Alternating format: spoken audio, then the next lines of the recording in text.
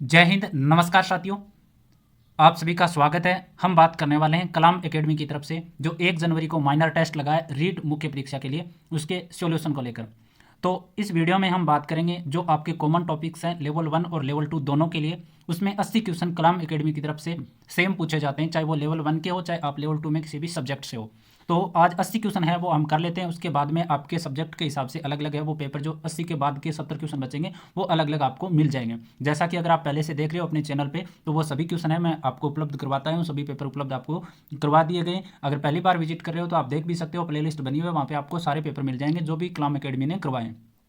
शुरू कर लेते हैं हम। 1 जनवरी को जो पेपर लगा है कलाम एकेडमी की तरफ से, और आपको मैं बता दूं ये लेवल 1 और लेवल 2 दोनों के लिए 80 क्वेश्चन करेंगे। इसमें हम शुरुआत के जो कॉमन पूछे जाते हैं, तो अंत तक जरूर देखना है वीडियो को। और अगर आपको अच्छा लगे वीडियो तो लाइक जरूर किया करो और ज़्यादा से ज़्यादा सभी के पास से शेयर कर दो। 3000 सब्सक्राइब अपने होने वाले हैं, अगर किसी ने नहीं किया है तो वो कर लें और ज़्यादा से ज़्यादा शेयर कर दें, जिससे हम ये आंकड़ा भी छू सकें। और हमसे टेलीग्राम ग्रुप से जुड़ना ना भूलें, क्योंकि टेलीग्राम ग्रुप में मैं आपको सभी प्रकार के नोट्स भी उपलब्ध वहाँ पे करवा रहा हूँ। ग्रुप का जो लिंक है वो आपको कमेंट सेक्शन में मिल जाएगा। तो देखो हम क्वेश्चन की शुरुआत कर लेते हैं। पहले क्वेश्चन दे रखा है कि राजस्थान ग्रामीण पर्यटन योजना 2022 के संबंध में असत्य कथन का चयन कीजिए। राजस्थान ग्रामीण पर्यटन योजना 2022 के संबंध में हमें असत्य कथन बताना है। तो देखो यह योजना 5 दिसंबर 2022 को लागू हुई थी। तो बिल्कुल सही है कि राजस्थान पर्यटन योजना की शुरुआत, ग्रामीण पर्यटन योजना की शुरुआत है वो 5 दिसंबर 2022 को हुई थी। बिल्कुल सही है। वन विभाग के अधीन क्षेत्रों में ग्रामीण पर्यटन का प्रोत्साहन राज्य इको टूरिज्म पॉलिसी 2021 के प्रावधानों के अनुसार होगा। तो यह भी बिल्कुल सही है कि जो भी राजस्थान वन विभाग के अधीन क्षेत्रों में जो ग्रामीण पर्यटन का प्रोत्साहन है वो राज्य इको टूरिज्म पॉलिसी 2021 के प्रावधानों के अनुसार ही किया जाएगा। यह भी बिल्कुल सही है। 2 नंबर दे रखा है इस योजना के अंतर्गत देय व जमा SGST का 5 वर्षों तक 100% पुनर्भरण है वो किया जाएगा। ये बिल्कुल है, वो इस योजना के संदर्भ में गलत हो जाता है। उसके बाद में देखो हम बात करते हैं तो इसमें कौन सा कूट हो जाएगा, केवल 2 गलत है, इसमें 1 और 3 दोनों क्या है, सही है।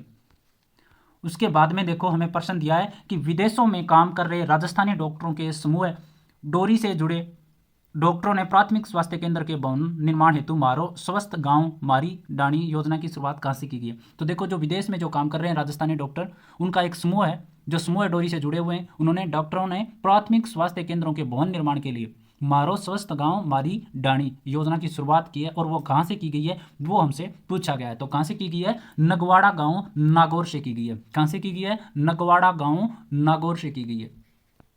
देखो वीडियो को देखने का एक ही फायदा है, आपको सारे क्वेश्चन है वो याद हो जाएंगे। पीडीएफ की आप डिमांड करते हो तो देखो पीडीएफ फोन में धरी की धरी आपके रह जाएगी, और मैं 2 बार क्वेश्चन को आपको बोल के बता रहा हूँ तो आपको याद भी अच्छे से हो जाएंगे। हाल ही में राज्य के हनुमानगढ़ व बीकानेर जिलों में 500 से 700 मीटर गहराई पर किस खनिज के भंडार के संकेत मिले। तो जो हनुमानगढ़ और बीकानेर जिलों में खनिजों के भंडार के संकेत मिले हैं, तो कौन कौन से खनिज ऐसे हैं जिनके मिले हैं वो हमें बताना है। तो कौन सा खनिज है, पोटास खनिज के जो संकेत हैं वो मिले हैं कि यहाँ पे मिल सकता है।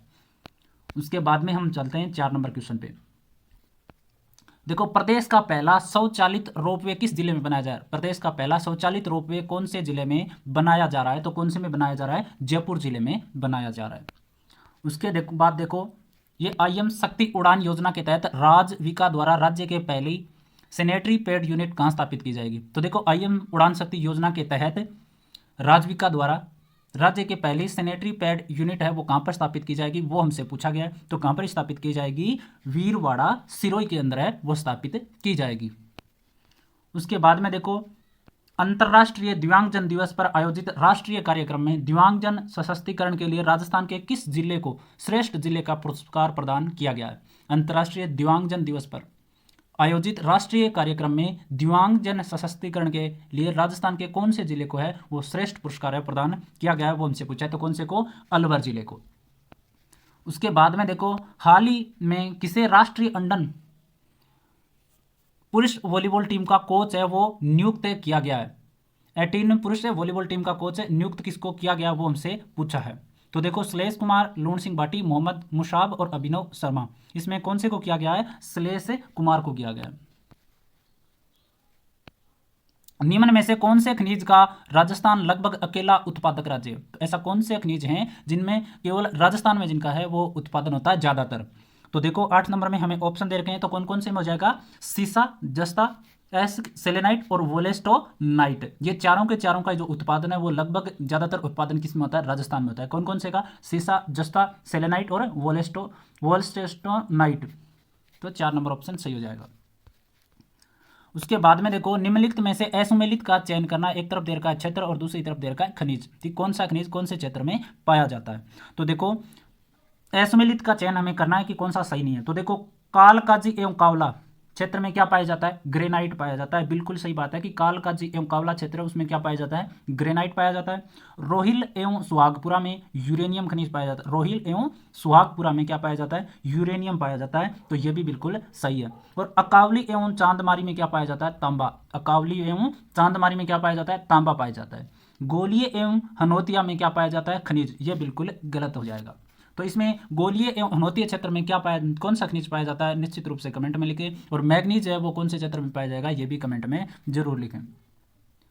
राजस्थान राज्य खनिज विकास निगम लिमिटेड का विलय राजस्थान राज्य खान एवं खनिज लिमिटेड में कब हुआ था? तो राजस्थान राज्य खनिज विकास लिमिटेड निगम लिमिटेड का जो विलय है वो राजस्थान खान एवं खनिज लिमिटेड में कब हुआ था? ये हमको बताना है। तो कब हुआ था? फरवरी 2003 के अंदर हुआ था। दिसंबर 2021 तक राजस्थान की स्थापित विद्युत क्षमता कितनी है? दिसंबर 2021 तक राजस्थान की विद्युत क्षमता कितनी है वो हमसे पूछा है। तो कितनी होगी इसमें? 23,321 मेगावाट होगी। तो देखो हो सकता है आपको थोड़ा बहुत पेपर है वो ठीक से ना दिखाई दे, लेकिन मैं जो चीज़ें दिखाई नहीं दे रही है तो मैं आराम से आपको क्लियर बोल के भी बता रहा हूँ, तो उसमें कोई दिक्कत नहीं होगी। राजस्थान में ऊर्जा उत्पादन आर्थिक समीक्षा 2021-22 के अनुसार सही अवरोही क्रम। राजस्थान में ऊर्जा उत्पादन आर्थिक समीक्षा 2021-22 के अनुसार सही अवरोही क्रम है वो क्या है? तो ऊर्जाओं का जो उत्पादन होता है, जो भी ऊर्जा अपने बनती है उसमें अपने को क्या बताना है? अवरोही क्रम बताना है। तो देखो 12 में क्या हो जाएगा? तापीय ऊर्जा, पवन ऊर्जा, सौर ऊर्जा और जल विद्युत ऊर्जा। तो ये क्या हो जाएगा? इसका अवरोही क्रम हो जाएगा। उसके बाद में देखो हमें दे रखा है कि कौन सा सही सुमेलित नहीं है। ऊर्जा स्रोत और स्थान दे रखा है कि कौन सा ऊर्जा स्रोत है वो कौन से स्थान पे पाया जाता है। सुमेलित नहीं है वो हमें बताना है। तो देखो पवन ऊर्जा कहाँ पर? देवगढ़ में। परमाणु ऊर्जा राउतबाटा में सही है। सौर ऊर्जा नोख और भूतापी ऊर्जा बिछड़ी, ये बिल्कुल है गलत हो जाएगा। तो पवन ऊर्जा कहाँ? देवगढ़। परमाणु ऊर्जा राउतबाटा चित्तौड़गढ़। सौर ऊर्जा नोख। उसके बाद में देखो हम चलते हैं 14 नंबर क्वेश्चन पे कि राजस्थान रिफाइनरी में राजस्थान सरकार की किस उपक्रम के साथ हिस्सेदारी है? देखो थोड़ा बहुत पेपर है वो दिखाई नहीं देता, क्योंकि पेपर जब फोन से जब फोटो ली जाती है उसके बाद में पीडीएफ बनाई जाती है तो पेपर की, तो वो पेपर क्या है थोड़ा क्वालिटी लो हो जाती है बहुत ज़्यादा, तो इस वजह से दिक्कत आती है। लेकिन मैं आपको क्लियर तौर पे आपको बोल के बता रहा हूँ तो आपको समझ में भी आ जाता है कि राजस्थान रिफाइनरी में राजस्थान सरकार की किस उपक्रम के साथ हिस्सेदारी है वो हमें बताना है। तो किसके साथ हिस्सेदारी है? हिंदुस्तान पेट्रोलियम कॉरपोरेशन लिमिटेड के साथ। तो राजस्थान रिफाइनरी में राजस्थान सरकार की जो उपक्रम की जो हिस्सेदारी है वो किसके साथ? हिंदुस्तान पेट्रोलियम कॉरपोरेशन लिमिटेड के साथ है। कोयला भंडार जो बीकानेर में नहीं है वह है, कोयला भंडार जो बीकानेर में नहीं है वो हमसे पूछा गया है। तो बरसिंहसर, गुड्डा, पलाना, बरसिंहसर, गुड्डा, पलाना, ये तो तीनों देखो बीकानेर से संबंधित है, लेकिन जालिपा है वो बीकानेर से संबंधित नहीं है, तो यहाँ पे गलत हो जाएगा। किस जल विद्युत परियोजना में राजस्थान सरकार ने पड़ोसी राज्यों के साथ सहभागिता की है? किस जल विद्युत परियोजना में राजस्थान सरकार ने पड़ोसी राज्यों के साथ क्या की है? सहभागिता की है, वो हमसे पूछा गया है। तो देखो भाखड़ा नांगल परियोजना बिल्कुल सही है, चंबल परियोजना भी है और व्यास परियोजना भी है, बहुउद्देश्य परियोजना है और अन्य स्टेट के साथ ये मिली हुई है, तो सभी की सभी सही है इसमें। तो ये क्या हो जाएगा? उपरोक्त सभी। उसके बाद में देखो सुमेलित करने का प्रश्न है 17 नंबर क्वेश्चन में, सुमेलित करने वाला प्रश्न। तो देखो पाइराइट कहाँ पर पाया जाएगा? खनिज दे रखे हैं और दूसरा क्या दे रखा है? क्षेत्र दे रखा है। तो पाइराइट कहाँ पर पाया जाता है? सलादीपुरा में। पाइराइट कहाँ पर पाया जाएगा? सलादीपुरा में। रॉक फास्फेट कहाँ पर पाया जाएगा? बिरमानिया। और ग्रानाइट या तांबड़ा कहाँ पर पाया जाएगा? सरवाड़ में। और एमराल्ड या पन्ना कहाँ पर पाया जाता है? टिक्की में पाया जाता है। तो देखो किस प्रकार से पाइराइट कहाँ पर मिलेगा? सलादीपुरा में। रॉक फास्फेट कहाँ पर मिलेगा? बिरमानिया। ग्रानाइट या तांबड़ा कहाँ पर मिलेगा? सरवाड़ में। और एमराल्ड या पन्ना कहाँ पर मिलेगा? टिक्की में। तो ये हो गए सुमेलित। तो कौन सा ऑप्शन सही? 4 नंबर ऑप्शन इसमें सही हो जाएगा। उसके बाद में देखो राजस्थान राज्य पथ परिवहन निगम RSRTC की स्थापना किस वर्ष हुई थी? ये प्रश्न मोस्ट इंपोर्टेंट कर लेना, क्योंकि ये प्रश्न बहुत बार बहुत सारे एग्जाम में कर्मचारी चयन बोर्ड ने पूछा है। तो राजस्थान राज्य पथ परिवहन निगम RSRTC की स्थापना है वो किस वर्ष हुई थी? 1964 के अंदर हुई थी। हमें असत्य कथन बताना है। क्या बताना है? असत्य कथन। राजस्थान में मुख्यमंत्री सड़क योजना प्रारंभ वर्ष कब? 2005 से हुआ। तो राजस्थान में मुख्यमंत्री सड़क योजना का प्रारंभ 2005 में ही हुआ था, बिल्कुल सही है। और राजस्थान में ग्रामीण गौरव पथ योजना का शुभारंभ 2014-15 में हुआ था। राजस्थान में ग्रामीण गौरव पथ योजना का शुभारंभ 2014-15 में, जो डिवाइडर वगैरह बने थे ग्रामीण इलाके में, जो भी बड़े गांव थे उनमें, तो उसकी बात करा तो इसकी शुरुआत कब हुई थी? 2014 और 15 में हुई थी, तो बिल्कुल ये भी सही है। और राजस्थान में मेट्रो रेल का प्रारंभ 2015 से जयपुर से हुआ था, ये भी बिल्कुल सही है कि राजस्थान में मेट्रो जो शुरू हुई थी वो कब हुई थी? 2015 से। कहाँ से? जयपुर से, तो ये भी सही है। तो राजस्थान में प्रथम रेल 1853 में शुरू हुई, ये क्या हो जाएगा? इसमें गलत हो जाएगा। तो राजस्थान में रेल मार्ग की शुरुआत कब हुई थी, ये आपको कमेंट सेक्शन में लिखना है। उसके बाद देखो, सिरोही उदयपुर चित्तौड़गढ़ कोटा बाना राष्ट्रीय राजमार्ग पूर्व पश्चिम गलियारे का भाग का नया नंबर क्या है? तो सिरोही उदयपुर चित्तौड़गढ़ कोटा बारा राष्ट्रीय राजमार्ग, जिसको पूर्व पश्चिम गलियारा का भाग है वो, तो उसका नया जो नंबर है वो क्या है? वो हमसे पूछा है। तो क्या हो जाएगा इसमें? NH 27 हो जाएगा। उसके बाद में दे रखा है, राष्ट्रीय शिक्षा नीति 2020 के अनुसार हमारी सर्वोच्च प्राथमिकता प्राथमिक विद्यालयों में वर्ष तक सार्वभौमिक आधारभूत साक्षरता व संख्या ज्ञान प्राप्त करना है। तो 21 में क्या होना चाहिए? जो राष्ट्रीय शिक्षा नीति 2020 है उसके अनुसार जो सर्वोच्च प्राथमिकता है कि प्राथमिक जो विद्यालय हैं उसमें कौन सी वर्ष तक सार्वभौमिक आधारभूत जो साक्षरता और जो संख्या ज्ञान है वो प्राप्त कर लिया जाएगा। तो किसमें कौन सा उत्तर हो जाएगा इसमें? 2025 तक। उसके बाद में देखो, हमें पूछा है कि RSCERT द्वारा NEP 2020 के अनुसार विद्यालय प्रवेश करने के प्रारंभ 3 महीने तक सभी बच्चों का स्कूल के वातावरण के साथ सामंजस्य स्थापित करने हेतु तैयार किए स्कूल रेडिनेंस कार्यक्रम के 3 प्रमुख आयामों द्वारा परिभाषित किया गया है। निम्नलिखित में से कौन सा एक आयाम उसमें सम्मिलित नहीं है? तो देखो, RSCERT द्वारा जो NEP 2020 के अनुसार विद्यालय में जब प्रवेश करवाया जाता है बच्चों का, जब छोटे बच्चे पहली बार स्कूल जाते हैं तो 3 महीने तक बच्चों को स्कूल का जो वातावरण है उसके साथ सामंजस्य बिठाने के लिए जो स्कूल रेडिनेस कार्यक्रम की शुरुआत की गई है उसको किसमें बांटा है? 3 प्रमुख आयाम में परिभाषित किया गया है। उसका एक ऐसा कौन सा आयाम है जो जो ऑप्शन दे रखे हैं उसमें सम्मिलित नहीं है? तो 3 भागों में बांटा है तो 4 ऑप्शन दे रखे, एक इसमें से नहीं है। तो देखो भाई, इसमें कौन सा नहीं हो जाएगा? तैयार स्कूल ये भी है, तैयार बच्चे और तैयार परिवार, लेकिन तैयार शिक्षक इसमें सम्मिलित नहीं है इसके आयामों में। उसके बाद में देखो, राजस्थान सरकार प्रशासनिक सुधार विभाग द्वारा राज्य में NEP 2020 को लागू करने के लिए गठित 6 समितियों में से 5 ऑनलाइन एवं डिजिटल एजुकेशन ICT का अध्यक्ष किसको बनाया गया? तो ICT का अध्यक्ष है वो किसको बनाया गया? ये हमसे पूछा है सीधे सीधे तौर पर। तो 23 में उत्तर क्या हो जाएगा? निदेशक प्रारंभिक एवं माध्यमिक शिक्षा विभाग। उसके बाद में देखो, राजस्थान शिक्षा विभाग द्वारा राष्ट्रीय शिक्षा नीति 2020 के अनुसरण में प्राथमिक कक्षाओं के लिए बनाए गए 360 डिग्री प्रगति प्रतिवेदन का नाम क्या है? राजस्थान शिक्षा विभाग द्वारा जो राष्ट्रीय शिक्षा नीति 2020 है उसके अनुसरण में प्राथमिक कक्षाओं के लिए जो बनाए गए 360 डिग्री प्रगति प्रतिवेदन, उसका नाम क्या है वो हमसे पूछा है। तो क्या है? समग्र प्रतिवेदन, प्रगति प्रतिवेदन।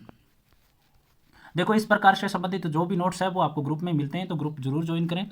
राजस्थान सरकार द्वारा NEP 2020 के प्रावधानों को लागू करने के क्रम में किस स्तर तक के अध्यापकों की क्षमता संवर्धन हेतु FLN आधारित प्रशिक्षण मॉड्यूल तैयार किया गया? तो राजस्थान सरकार के द्वारा जो राष्ट्रीय शिक्षा नीति 2020 है उसके प्रावधानों को लागू करने के लिए किस स्तर तक के जो अध्यापक है उनकी क्षमता को बढ़ाने के लिए FLN आधारित प्रशिक्षण मॉड्यूल है वो तैयार किया गया है, वो हमसे पूछा है। तो इसमें कौन सा हो जाएगा? एक तो प्री स्कूल के स्तर के अध्यापक और एक प्राथमिक स्तर के अध्यापकों, दोनों को तैयार करने के लिए ये मॉड्यूल तैयार है वो किया गया है। तो इसमें कौन सा सही हो जाएगा? 3 नंबर।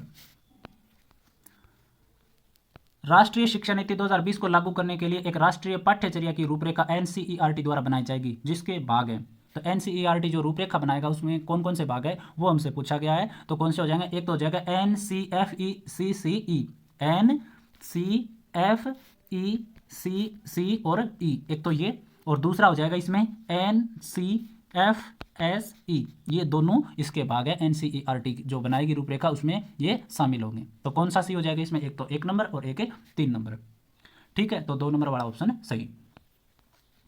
उसके बाद में देखो, राष्ट्रीय शिक्षा नीति 2020 के अनुसार जिन क्षेत्रों में सामाजिक आर्थिक रूप से पिछड़े बालक अधिक है उनमें विद्यालय में छात्र शिक्षक अनुपात कम से कम कितना होना चाहिए? राष्ट्रीय शिक्षा नीति जो 2020 जो बनाई गई है उसके अनुसार सामाजिक रूप से जो पिछड़े जो बालक अधिक है उनमें विद्यालय में छात्र और शिक्षक का अनुपात कम से कम कितना होना चाहिए वो हमसे पूछा है। तो कितना होना चाहिए? 25:1।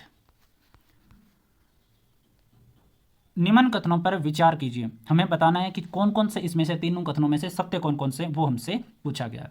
5 सितंबर 2022 को पीएम श्री योजना की घोषणा की गई। 5 सितंबर 2022 को क्या किया गया था? पीएम श्री योजना की घोषणा की गई थी, बिल्कुल सही बात है। इसके अंतर्गत स्कूल गुणवत्ता मूल्यांकन फ्रेमवर्क विकसित किया जा रहा है। तो पीएम श्री योजना के तहत किया जा रहा है, स्कूल गुणवत्ता मूल्यांकन फ्रेमवर्क आदि विकसित किए जा रहे हैं, ये भी सही है। पीएम श्री योजना के अंतर्गत राजस्थान के 716 विद्यालयों को मॉड्यूल स्कूल के रूप में विकसित किया जाएगा, तो ये भी बिल्कुल सही है। तो पीएम श्री योजना की घोषणा 5 सितंबर 2022, इसके अंतर्गत स्कूल गुणवत्ता मूल्यांकन फ्रेमवर्क विकसित करना, और पीएम श्री योजना के अंतर्गत राजस्थान के कितने स्कूल विद्यालयों को? 716 विद्यालयों को मॉडल स्कूल के रूप में क्या किया जा रहा है? विकसित किया जा रहा है। तो तीनों के तीनों सही है, इसमें 4 नंबर ऑप्शन सही हो जाएगा। ठीक है। उसके बाद में देखो 29 नंबर दे रखा है कि मुख्यमंत्री राजश्री योजना के अंतर्गत बालिका के 10वीं कक्षा उत्तीर्ण करने पर कितनी राशि दी जाएगी? तो मुख्यमंत्री राजश्री योजना के तहत जो भी बालिका 10वीं कक्षा पास कर लेगी उसके बाद में उसको कितनी राशि दी जाएगी, वो हमसे पूछा है। तो कितनी दी जाएगी? 11,000 रुपये। राज्य सरकार के द्वारा कक्षा 9 से 12वीं तक की बालिकाओं की फीस पुनर्भरण हेतु कौन सी योजना लागू की गई है? तो राज्य सरकार ने 9 से 12वीं तक की जो भी बालिकाएं हैं उनकी जो फीस भरी जाएगी उसके लिए कौन सी योजना है वो लागू की गई है? तो इंदिरा शक्ति फीस पुनर्भरण योजना। उसके बाद में देखो कि निम्नलिखित में से कौन सी योजना बालिका शिक्षा फाउंडेशन द्वारा संचालित नहीं है? बालिका शिक्षा फाउंडेशन जो से संचालित जो योजना नहीं है वो हमसे पूछा गया 31 नंबर में। तो देखो बालिका प्रोत्साहन योजना बालिका शिक्षा फाउंडेशन द्वारा संचालित है, इंदिरा प्रियदर्शनी पुरस्कार ये भी संचालित है, और आपकी बेटी योजना ये भी बालिका शिक्षा फाउंडेशन द्वारा संचालित है। लेकिन मुख्यमंत्री हमारी जिम्मेदारी योजना है वो बालिका शिक्षा फाउंडेशन से संबंधित नहीं है। उसके बाद में देखो प्रश्न दे रखा है हमें आगे कि राजस्थान निःशुल्क यूनिफॉर्म वितरण योजना के तहत पात्र विद्यार्थी है। तो राजस्थान में जो निःशुल्क यूनिफॉर्म दी जाती है विद्यालय में उसके लिए पात्र कौन से विद्यार्थी होंगे वो हमसे पूछा गया 32 नंबर में। तो देखो कक्षा 1 से 8 के राजकीय विद्यालयों के विद्यार्थियों को क्या दी जाएगी? निःशुल्क यूनिफॉर्म है वो दी जाएगी। उसके बाद में देखो हमें दे रखा है 33 नंबर क्वेश्चन है कि इंस्पायर अवार्ड योजना के संदर्भ में असत्य कथन कौन सा? इंस्पायर अवार्ड योजना जो है उसके संबंध में असत्य कथन कौन सा है वो हमसे पूछा गया है। तो देखो इंस्पायर का पूरा नाम innovation in science pursuit for inspired research है, ये बिल्कुल सही है। इस योजना का संचालन विज्ञान एवं प्रौद्योगिकी विभाग द्वारा भारत सरकार द्वारा किया जाएगा, ये भी सही है। और पात्र विद्यार्थियों को 10,000 रुपये की प्रोत्साहन राशि दी जाएगी, ये भी सही है। और वर्ष 2021-22 के लिए जयपुर संपूर्ण देश में दूसरे स्थान पर रहा, ये वाला क्या हो जाएगा? इसमें गलत हो जाएगा।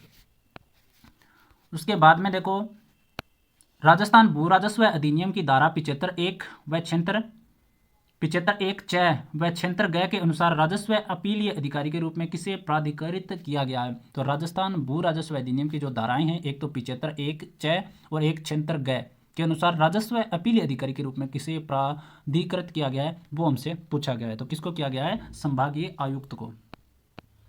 उसके बाद में देखो प्रश्न है कि निम्नलिखित में से कौन सा दायित्व है जिला कलेक्टर की दंडनायक शक्तियों के अंतर्गत नहीं आता? कौन सा दायित्व है जिला कलेक्टर की दंडनायक शक्तियों के अंतर्गत है वो नहीं आता, वो हमसे पूछा है। तो कौन सा नहीं आएगा इसमें?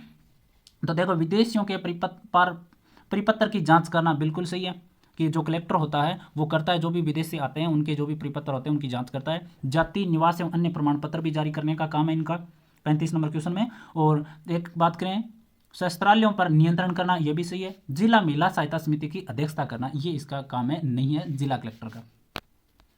उसके बाद में निम्न में से असत्य कथन है, कौन सा कथन है वो असत्य है वो हमसे पूछा गया 36 में। तो देखो प्रथम विधानसभा चुनाव में विधानसभा निर्वाचन क्षेत्रों की संख्या क्या थी? 140 थी। जो प्रथम विधानसभा के चुनाव हुए थे उसमें विधानसभा में जो निर्वाचित जो क्षेत्र थे उनकी संख्या कितनी थी? 140 थी, बिल्कुल सही है। प्रथम विधानसभा में 7 सदस्य निर्विरोध चुने गए थे। तो प्रथम विधानसभा चुनाव में 7 सदस्य निर्विरोध चुने गए थे, बिल्कुल सही है। प्रथम विधानसभा उपाध्यक्ष है वो लाल सिंह सख्तावत थे, ये भी बिल्कुल सही है। राजस्थान विधानसभा में प्रथम महिला सदस्य कमला बेनीवाल थी, ये बिल्कुल गलत हो जाएगा। तो 36 नंबर में 3 गलत है। राजस्थान का ऐसा कार्यवाहक राज्यपाल कौन था जो भारत के उच्चतम न्यायालय के मुख्य न्यायाधीश भी रहे थे? तो राजस्थान का ऐसा कार्यवाहक राज्यपाल जो भारत के उच्चतम न्यायालय के क्या रहे थे? मुख्य न्यायाधीश रहे थे, वो हमसे पूछा। तो कौन थे? न्यायाधीश JS वर्मा थे। और 37 हो गया क्या? 37 हो गया, दोबारा से आगे ना ये प्रश्न। 38 की बात करें, देखो हम निम्न में से न्यूनतम कार्यकाल वाले राज्यपाल रहे, निम्न में से न्यूनतम कार्यकाल वाले राज्यपाल कौन रहे, वो हमसे पूछा। तो कौन रहे थे? दरबारा सिंह रहे थे न्यूनतम कार्यकाल वाले। निम्नलिखित में से कौन सा व्यक्ति राजस्थान का 2 कार्यकालों के लिए मुख्य सचिव नहीं रहा? तो कौन सा ऐसा व्यक्ति है तो राजस्थान का 2 कार्यकालों के लिए मुख्य सचिव के रूप में नहीं रहा, वो हमसे पूछा। तो कौन नहीं रहा? मोहन मुखर्जी रहे, भगत सिंह मेहता भी 2 बार सचिव रहे 2 कार्यकालों में, ठीक है, और CS राजन भी रहे, लेकिन सांवल दान उज्ज्वल है वो 2 कार्यकालीन के मुख्य सचिव के रूप में नहीं रहे।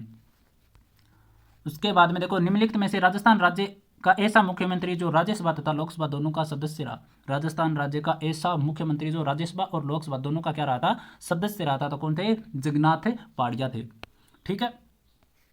उसके बाद में देखो, श्रीधर अंगारे का संबंध किस चित्रशैली से था? तो किस चित्रशैली से था इनका संबंध? 41 नंबर में देवगढ़ शैली से था। निम्नलिखित में से कौन सा सही सुमेलित नहीं है, वो हमसे पूछा गया 42 में। तो मीनाकृत आंखें किस शैली से संबंधित है? मेवाड़ चित्रशैली से संबंधित है, बिल्कुल सही है। बादाम सी आंखें जोधपुर चित्रशैली से संबंधित है, ये भी सही है। और मरग नैनी आंखें किशनगढ़ शैली से, ये बिल्कुल गलत है। और परवल आंखें हैं वो बूंदी से संबंधित है। तो मीनाकृत आंखें मेवाड़ चित्रशैली से, बादाम सी आंखें जोधपुर चित्रशैली से और परवल आंखें बूंदी शैली से, लेकिन मरग नैनी आंखें हैं वो किशनगढ़ शैली से संबंधित नहीं है, वही हमसे पूछा गया था। उसके बाद में देखो 48 नंबर क्वेश्चन, शायद 5-4 क्वेश्चन बीच में छूट गए ना, कोई बात नहीं, आगे आ जाएंगे लगभग। उसके बाद में देखो, सूची 1 को सूची 2 से सुमेलित कीजिए, सूची नंबर 1 और सूची 2। तो मोडियो, टोटी, चौंप और आरसी, तो क्या दे रखें? आभूषण दे रखें, और कौन सा आभूषण कहाँ पे पहना जाता है वो हमसे पूछा गया। तो देखो, मोडिया कहाँ पे पहना जाएगा? सिर में। टोटी कान में। चौंप कहाँ पे पहना जाएगा? चौप नाक में। अर्शी हाथ में। तो ये वाले क्या हो गए? सुमेलित हो गए। मोडियो कहाँ पे पहना जाता है? सिर में। टोटी कान में। चौंप नाक में। अर्शी हाथ में। तो कौन सा सुमेलित हो जाएगा इसमें? 48 में 2 नंबर वाला सुमेलित हो जाएगा। पिल्लूपति किसका प्रमुख नायक होता है? पिल्लूपति किसका प्रमुख नायक होता है वो हमसे पूछा गया है। तो हाथियों का प्रमुख नायक पिल्लूपति होता है। कांसा पटोसा कर किस अवसर पर लिया जाता है? कांसा पटोसा कर जो है वो किस अवसर पर लिया जाता है वो हमसे पूछा है। तो किस अवसर पर लिया जाएगा? विवाह एवं मृत्यु भोज पर लिया जाता है। सही सुमेलित नहीं है वो हमें बताना है 51 नंबर में। तो कौन सा सही सुमेलित नहीं है? खरीता राजाओं के बीच पत्र व्यवहार को क्या कहते थे? खरीता कहा जाता था, बिल्कुल सही। शहजादे द्वारा जारी शाही आदेश को क्या कहता था? मंसूर कहा जाता था। जो भी शहजादे होते थे जो शाही आदेश जारी करते थे उसको क्या कहते थे? मंसूर। और अधिकारियों के मध्य पत्र व्यवहार को क्या कहते थे? रुका कहा जाता था। अधिकारियों के मध्य पत्र व्यवहार को रुका। और मुगल बादशाह द्वारा जारी शाही आदेश परवाना, ये बिल्कुल गलत है। उसके बाद में देखो, परगने में न्याय संबंधी कार्य कौन देखता था? परगने में न्याय संबंधी जो कार्य है वो देखता था, उस व्यक्ति को क्या कहा जाता था? तो हाकिम कहा जाता था परगने में न्यायाधीश को। 53 नंबर दे रखा है, विग्रहराज चतुर्थ के संबंध में निम्न कथनों पर विचार कर सत्य कूट का क्या करना है? चयन करना है।